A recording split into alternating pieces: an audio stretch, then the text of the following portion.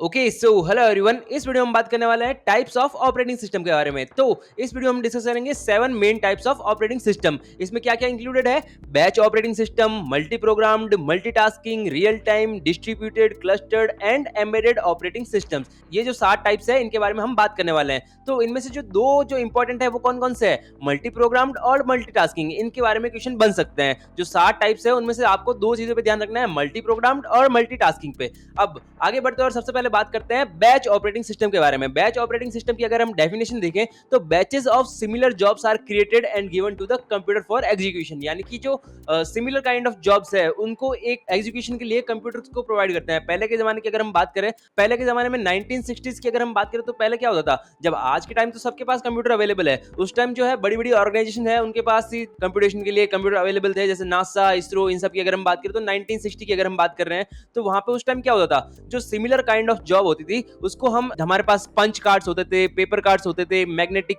Tapes होती थी, तो उनमें हम जो है हमारे जो कोई भी कंप्यूटेशनल जो कैलकुलेशन है उन पेपर कार्ड्स या पंच कार्ड्स या फिर जो हम मैग्नेटिक टेप्स है उनमें डाल के एक ऑपरेटर को प्रोवाइड कर देते, ठीक है। तो there was no direct user interaction with the system, यानी कि वहां पे हमारे पास यूजर इंटरेक्शन सिस्टम के साथ जीरो था। तो 1960 में ऐसा नहीं होता, तो हम लोग जो है हमारे जो सिमिलर काइंड ऑफ जॉब्स है, जो सिमिलर काइंड ऑफ कंप्यूटेशन है, कैलकुलेशंस है, उनको पंच कार्ड्स में डाल के ऑपरेटर को प्रोवाइड कर देते। फिर जो ऑपरेटर प्रोसेस है वो क्या करता था, the operator would collect similar jobs and create batches. यानी कि जो ऑपरेटर था उसके पास और भी बहुत सारी ऑर्गेनाइजेशन से वो बैचेस आ गए हैं, सॉरी जो पंच कार्ड्स है वो आ गए हैं, तो उन सारे पंच कार्ड्स में से सिमिलर जॉब्स कौन सी है जिसको इसकी कैलकुलेशन सेम सेम है, तो उसको बैचेस में कन्वर्ट करता था। जैसे बैचेस मान लो B1, B2, B3, इन सारे बैचेस में कन्वर्ट कर दिया उसने। फिर क्या करता था, एग्जीक्यूशन करता था इसका।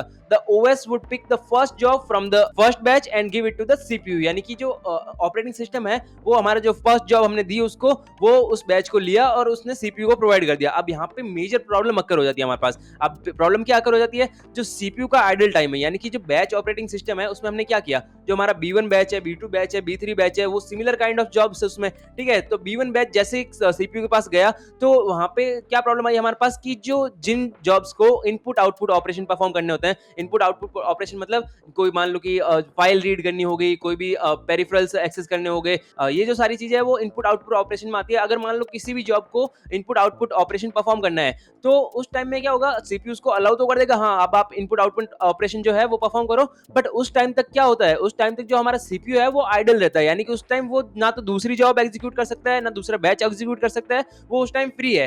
तो हम यहाँ पे ये प्रॉब्लम अक्कर होगी कि हमारा जो सीपीयू है दूसरा प्रोसेस या फिर दूसरा बैच रन नहीं कर सकता यहाँ पे। This was due to non preemptive scheduling, the CPU couldn't move to the next job until the current one finished completely. यानी कि ये नॉन प्रीएम्प्टिव में आता है। अब नॉन प्रीएम्प्टिव प्रीएम्प्टिव हम आगे वाले भी मल्टीटास्किंग मल्टी प्रोग्राम में और देख लेंगे। तो ये क्या जो प्रोसेस मैंने बताया, यानी कि इनपुट आउटपुट के दौरान सीपीयू जो हमारा आइडल है, ये क्योंकि नॉन प्रीएम्प्टिव शेड्यूलिंग में काम कर रहा था सीपीयू हमारा, इसीलिए हमारे पास ये जो है मेजर प्रॉब्लम आकर हो गई सीपीयू आइडल टाइम की। अब इसके कॉन्सिक्वेंसेस क्या है, सिग्निफिकेंट आइडल टाइम, यानी कि जो यूजर है उसको बहुत ज्यादा मान लो कि दिनों के लिए वेट करना पड़ गया। जैसे नासा और इसरो ने अपने प्रोवाइड किए उन्होंने, तो उनको बहुत दिनों तक वेट करना पड़ गया, या फिर जो है बहुत महीनों तक वेट करना पड़ गया, या फिर हफ्ते लगे उस चीज को कैलकुलेशन को पूरा होने में। यानी कि बहुत ज्यादा सिग्निफिकेंट डिले आइडल टाइम यहाँ पे अक्कर हो रहा था हमारे पास। तो इसके इंप्रूवमेंट कैसे करी हमने, इंप्रूवमेंट में हमने ये किया कि वहां पे हमने ऑपरेटर को रिप्लेस करके वहां पे मॉनिटर्स को इंट्रोड्यूस कर दिया था। वहां पे monitors were introduced to eliminate the need for operators allowing user to input punch card directly. यानी कि हमने यूजर को डायरेक्टली अलाउ कर दिया कि वो अपना जो पंच कार्ड है, अपनी जो मैग्नेटिक टेप है, उसको डायरेक्टली इनपुट कर सके उसमें, ठीक है। तो यहाँ पे हमारे पास हमने मॉनिटर्स इंक्लूड कर दिया। जो आईबीएम है हमारा, आईबीएम ने फॉर्ट्रैन, आईबीएस वाईएस 709X ऐसे करके बहुत ज्यादा कुछ इंप्रूवमेंट ला दिया था। ये सारे कुछ सिस्टम्स जो है इंट्रोड्यूस कर दिए थे आईबीएम ने। अब आगे बढ़ते हैं और बात करते हैं multi programming versus multitasking operating system के बारे में। तो इस पूरे टॉपिक में ही हमारे पास ये जो दो चीजें हैं वो बहुत ज्यादा इंपॉर्टेंट है। बाकी में से क्वेश्चन बनने के चांसेस बहुत ज्यादा कम है, या फिर ना के बराबर भी आप कह सकते हो। बट जो यूनिवर्सिटी लेवल एग्जाम्स है उनमें मतलब आप थ्योरी पॉइंट्स क्या लिखोगे, तो उनके लिए सातों के सातों टाइप जानना जरूरी है ना। तो मल्टी प्रोग्रामिंग और मल्टीटास्किंग ऑपरेटिंग सिस्टम क्या है, तो ये जो दो कॉन्सेप्ट है वो बहुत ही कंफ्यूज करते हैं स्टूडेंट्स को आखिर, क्योंकि मल्टी प्रोग्रामिंग और मल्टीटास्किंग सेम साउंड कर रहे हैं कि यार कैसे हो सकता है, ठीक है। तो सबसे पहले बात करते हैं मल्टी प्रोग्रामिंग के बारे में, मल्टी प्रोग्रामिंग ऑपरेटिंग सिस्टम। तो यहाँ पे हमारे पास क्या है, bringing as many process as possible into the limited RAM space simultaneously. यानी कि हमने पिछले वीडियो में भी देखा, इंट्रोडक्शन में भी देखा कि जो हमारी रैम है उसमें बहुत सारे प्रोसेसेस रन कर रहे होते हैं, P1, P2, P3, P4 बहुत सारे प्रोसेस हमारे पास रन कर रहे हैं। तो यानी कि मल्टी प्रोग्रामिंग का टास्क क्या है हमारे पास, मल्टी प्रोग्रामिंग का ये है काम कि जो बहुत सारे पॉसिबल्स है, जितने प्रोसेसेस पॉसिबल है उसको रैम के अंदर लाना, यानी कि जो लिमिटेड रैम है उसके अंदर लाना साइमल्टेनियसली। ये इसका है मल्टी प्रोग्रामिंग का है, ठीक है। तो यहाँ पे की कैरेक्टरिस्टिक्स की अगर हम बात करें, it is generally non preemptive. Generally non preemptive का मतलब the CPU executes process P1 completely before moving to P2, P3 और P4। जो सीपीयू है, जैसे मान लो कि हमारे पास इतने सारे प्रोसेसेस है, तो सीपीयू हमेशा जो है, अगर मान लो उसको एक प्रोसेस हमने दिया P1, उसको प्रोसेस हमने दिया, तो वो क्या करेगा, उस P1 को पूरा कंप्लीट एग्जीक्यूट करेगा, उसके बाद में P2 या P3 पे मूव करेगा। अब इसके पास हमारे पास एडवांटेज क्या हुआ बैच प्रोग्रामिंग से, इसमें ज्यादा एडवांटेज कैसे हुआ हमारे पास? इसमें एडवांटेज ये हुआ कि हमारे पास हमने आइडल टाइम जो सीपीयू का था वो रिड्यूस कर दिया। वो कैसे रिड्यूस कर दिया? मान लो कि जो P1 प्रोसेस है हमारा, उसको इनपुट आउटपुट ऑपरेशन परफॉर्म करना है, तो वो क्या करेगा, तो वो उसको बोलेगा हाँ अब आप इनपुट आउटपुट प्रोसेस जो है वो परफॉर्म कर लो। जब तक वो P1 अपना इनपुट आउटपुट ऑपरेशन परफॉर्म करेगा, तब जो है वो P2 प्रोसेस या फिर P3 प्रोसेस ये जो है उनको रन करने लग जाएगा। सीपीयू का आइडल टाइम हमने यहाँ पे कम कर दिया, रिड्यूस कर दिया। तो when P1 goes for input output operation, another process is immediately given to the CPU since multiple processes are ready in the RAM। यानी कि हमारे पास रैम में बहुत सारे प्रोसेसर अवेलेबल है, P2, P3, P4। तो यहाँ पे हमारे पास जब P1 input output operation perform करेगा तो हम उसको P2 दे देंगे, जब P2 इनपुट आउटपुट करेगा तो हम उसको P3 दे देंगे। यहाँ पे हमारे पास इस एनालॉजी से आप समझ सकते हो, मान लीजिए मैं एक टीचर हूँ, मैं एक ऑपरेटर की तरह काम कर रहा हूँ, मैं एक टीचर हूँ और मेरे पास है 10 स्टूडेंट, ठीक है। तो 10 स्टूडेंट में हर एक स्टूडेंट के पास जो है 5-5 क्वेश्चन है हमारे पास। पहला स्टूडेंट है उसके पास भी 5 क्वेश्चन है, दूसरा स्टूडेंट है उसके पास भी 5 क्वेश्चन है, तीसरा स्टूडेंट है उसके पास भी, ऐसे करके हमारे पास 10 स्टूडेंट है, ठीक है। तो हमारे पास यहाँ पे क्या हुआ, हमारे पास यहाँ पे जो मैं टीचर एज ए टीचर क्या कर रहा हूँ, मैं पहले स्टूडेंट के पास गया और उसके पांचों के पांचों क्वेश्चन मैंने सॉल्व कर दिए। फिर मैं दूसरे स्टूडेंट पे कब मूव करूंगा, दूसरे स्टूडेंट पे मैं तब मूव करूंगा जब मेरे पहले स्टूडेंट के पांचों मैं सॉल्व करूंगा। तो ऐसे ऐसे करके मैंने डिवाइड कर दिया।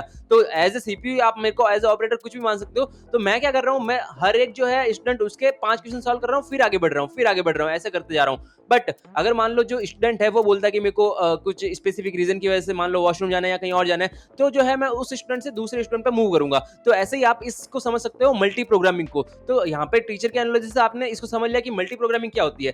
बट अगर मैं मान लो मल्टीटास्किंग की बात करूं, तो मल्टीटास्किंग में क्या होता है, अगर मैं इसी एनालॉजी को कंटिन्यू करूं, तो मल्टीटास्किंग में भाई साहब ये होता है कि जो टीचर है, मान लो तो उसने 10 स्टूडेंट हमारे पास, हर एक के पास 5-5 क्वेश्चन है, तो टीचर ने खुद ने ही डिसाइड कर दिया, क्या डिसाइड कर दिया कि हर एक स्टूडेंट की मैं 2-2 क्वेश्चन जो है वो सॉल्व करूंगा। अब मल्टीटास्किंग में हमारे पास क्या है, मल्टीटास्किंग में हमारे पास है, इसको हम और टाइम शेयरिंग ऑपरेटिंग सिस्टम भी बोलते हैं, और a time slot is decided in advance for each process. जैसे कि मैंने हर स्टूडेंट को 2-2 क्वेश्चन सॉल्व करके जा रहा हूं, जैसे मैं पहले स्टूडेंट के पास गया, 2 क्वेश्चन उसके सॉल्व किए, फिर सेकंड पे मूव हो गया, फिर थर्ड पे मूव हो गया, ये मैंने डिसाइड किया ना।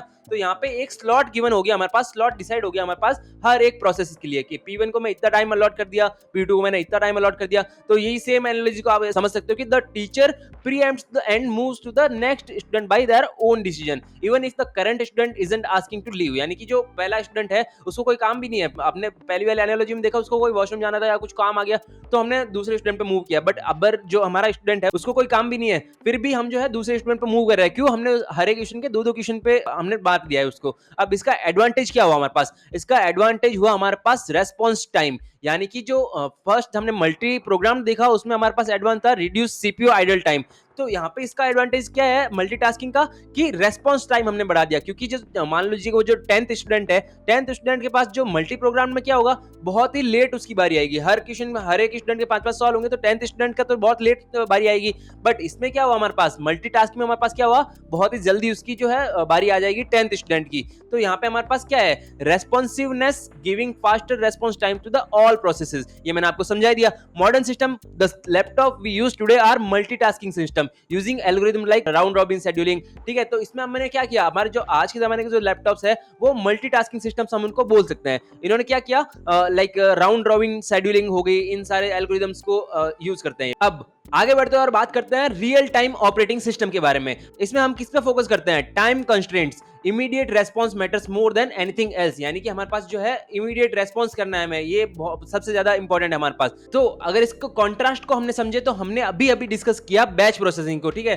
बैच प्रोसेसिंग और रियल टाइम को आप ऐसे समझिए कि बैच में क्या था, कि बैच में जैसे मान लो कि मैं एक यूट्यूब वीडियो बना रहा हूं और वीडियो को आप इमीडिएट भी देख सकते हो, हाथों भी देख सकते हो, और 1 साल बाद भी देख सकते हो, 1 महीने बाद भी देख सकते हो। तो ये क्या हुआ, ये आप पे डिपेंडेंट है, आप कभी भी उसको देख सकते हो। But real time operating system में क्या हुआ, मान लीजिए यूट्यूब की मैं लाइव स्ट्रीम कर रहा हूँ, तो जब मैं लाइव स्ट्रीम कर रहा हूँ तब आप जो है मेरे को या तो 5-10 सेकंड के डिले के बाद सुनोगे, या जो है वो लाइव चलता रहता है, ठीक है। तो लाइव स्ट्रीमिंग में आपको जो मैं बोल रहा हूँ हाथ हाथ प्रोवाइड हो रहा है, आप मेरे से हाथ हाथ कनेक्टेड हो रहे हो, ठीक है। बट जब हम यूट्यूब वीडियो की बात करें तो यूट्यूब वीडियो में क्या है, आप जो है उसको 1 साल बाद देखोगे या 1 महीने बाद देखोगे, तो ये बैच और रियल टाइम ऑपरेटिंग सिस्टम में हम डिफरेंस बोल सकते हैं। बैच में कभी भी टाइम मैटर नहीं करता, बट रियल टाइम में हमारे पास टाइम मैटर करता है, हमारे पास इमीडिएट रेस्पॉन्स हमें चाहिए ही चाहिए। इसमें हमारे पास 2 कैटेगरी होती है, हार्ड रियल टाइम और सॉफ्ट रियल टाइम। अब हार्ड रियल टाइम का अगर मैं एग्जांपल आपको दूं, तो हार्ड रियल टाइम में क्या होता है, extremely strict time constraint with zero tolerance. यहाँ पे जीरो टॉलरेंस है, यहाँ पे डिले की कोई गुंजाइश ही नहीं है। जैसे हम मान लो कि यूट्यूब स्ट्रीमिंग वगैरह में 5-10 सेकंड का डिले कर सकते हैं, तो यहाँ पे जीरो टॉलरेंस है डिलेस की।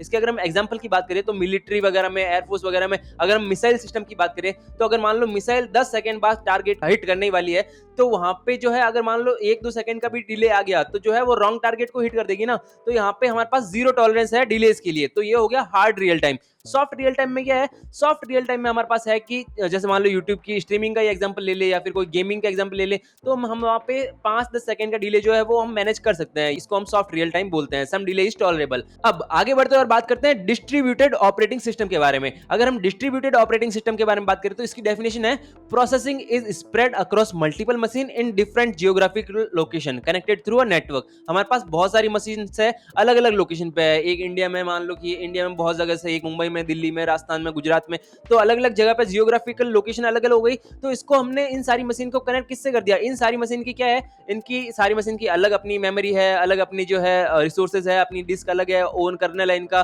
ठीक है। तो इनको हमने क्या कर दिया, एक नेटवर्क से कनेक्ट कर दिया। अब यहाँ पे इन्वायरमेंट यहाँ पे लूजली कपल्ड है। ये लूजली कपल्ड मतलब हर जो मशीन है उसका खुद का कर्नल है, मेमोरी है, डिस्क है, रिसोर्सेज अलग अलग है। Machines are geographically separated but can work independently. यहाँ पे जो सारी की सारी मशीन्स है वो जियोग्राफिकली सेपरेटेड है, बट वो जो है इंडिपेंडेंटली वर्क कर सकती है। अब इसका एडवांटेज क्या हुआ, हमारे पास फॉल्ट टॉलरेंस, यानी कि if one system fails others can handle the workload. अगर मान लो एक मशीन भी फेल हो गई तो अदर जो है उसके वर्कलोड जो है हैंडल कर सकते हैं। अब इसका एग्जांपल का अगर हम देखें तो फेसबुक कंपनी हो गई, गूगल कंपनी हो गई, तो इनके जो सर्वर्स वगैरह हम देख सकते हैं, ऑपरेटिंग सिस्टम जो है डिस्ट्रीब्यूटेड एनवायरनमेंट इसको हम बोल सकते हैं। तो यहाँ पे हमारे पास डिस्ट्रीब्यूटेड ऑपरेटिंग सिस्टम होता है। इसको हम डिस्ट्रीब्यूटेड ऑपरेटिंग सिस्टम को डिस्ट्रीब्यूटेड एनवायरनमेंट भी बोल सकते हैं, कि जो फेसबुक हो गई, गूगल हो गई, वो डिस्ट्रीब्यूटेड एनवायरनमेंट यूज करती है फॉर बेटर अवेलेबिलिटी, ठीक है। तो ये इसका एग्जांपल हो गया। अब इसके उल्टा क्लस्टर्ड में हम क्या करते हैं, क्लस्टर्ड में हम करते हैं कि uses multiple machine connected through a local network, यानी कि मशीन जो हमारी है पास पास में है, बट उसको हमने कनेक्ट कर रखा है लोकल नेटवर्क से। क्लस्टर्ड में हमने लोकल नेटवर्क से ही कनेक्ट कर दिया है।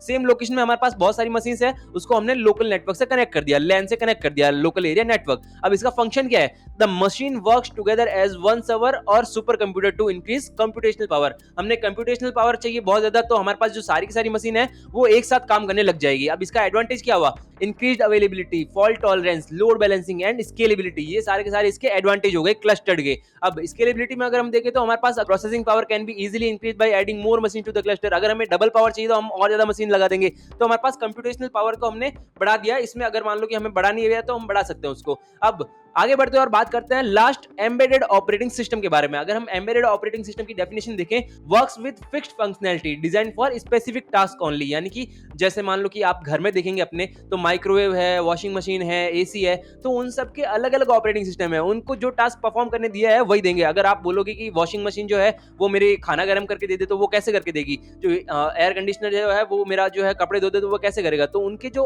फिक्स्ड है फंक्शनैलिटी, उसी पे वो काम करती है। माइक्रोवेव अपना खाना गर्म करेगा, वॉशिंग मशीन कपड़े धोएगी, एयर कंडीशनर रूम को ठंडा करेगा। तो ये क्या है, ये एम्बेडेड ऑपरेटिंग सिस्टम है। Functionality can not be modified, इसमें हमारे पास फंक्शनैलिटीज को मॉडिफाई नहीं कर सकते। कॉन्ट्रास्ट विद रेगुलर कंप्यूटर्स, या मान लो कि हम आज के जमाने के कंप्यूटर्स की बात करें तो फंक्शनैलिटीज उनकी चेंज कर सकते हैं, ठीक है। तो इस वीडियो के लिए बस इतना ही, मिलते हैं हम आपको नेक्स्ट वीडियो में, तब तक के लिए बाय बाय।